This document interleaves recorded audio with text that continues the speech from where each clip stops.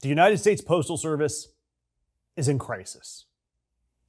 It's a manufacturing crisis. It's a cash crisis. Manufactured because Congress, with plenty of Republican help, structured its pension payment obligations in a way that no private company could survive, requiring the USPS to pre-fund 75 years of retirement benefits in just 10 years.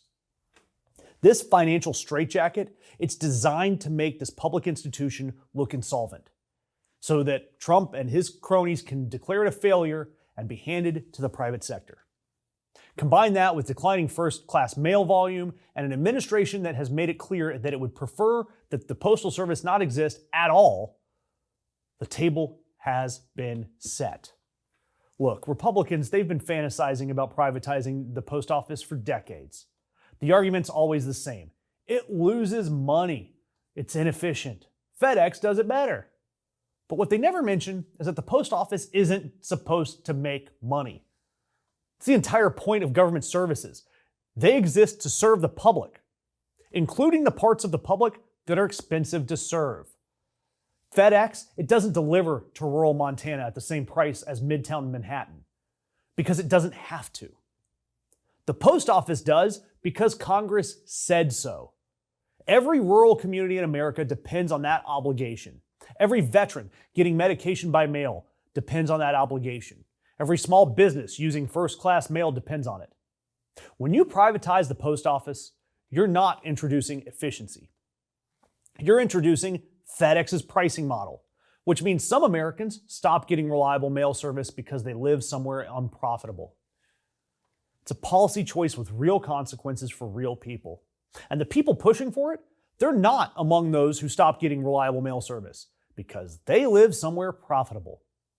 And for November, Democrats are already warning, specifically and with increasing urgency. And we've been doing videos for months about this, that the changes to the USPS's operational structure could directly threaten mail voting in the midterms. Trump, he signed that executive order, which will probably get overturned on mail-in ballots. It requires the USPS to maintain an approved address list and deliver ballots only to the people on that list.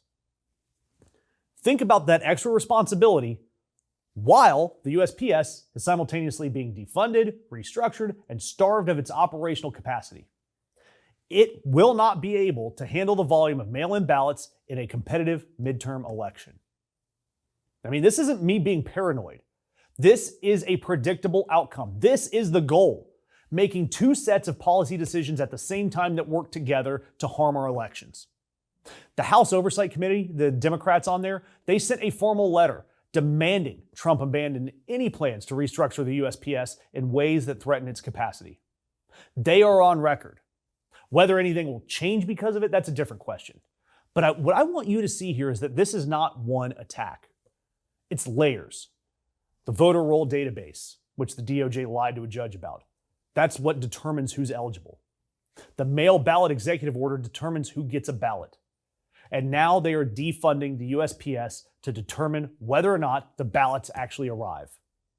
And Todd Blanch, taking over the DOJ, he can now prosecute, according to this illegal executive order, prosecute election officials who send ballots to the wrong people.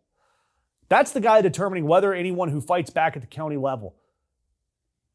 They won't be able to. If they do, they could get prosecuted by the DOJ.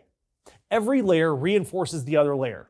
And by the time you realize what's happened, the election, it'll be over. The answer is always the same. Know your local election officials. Make sure you're registered and vote. But now I want you to add, to make sure that your ballot is requested early enough, and early enough that a degraded USPS still delivers on time. We are covering the entire run-up to the November elections. Do me a favor, hit the notification icon. That way you will know anytime we do a story like this one.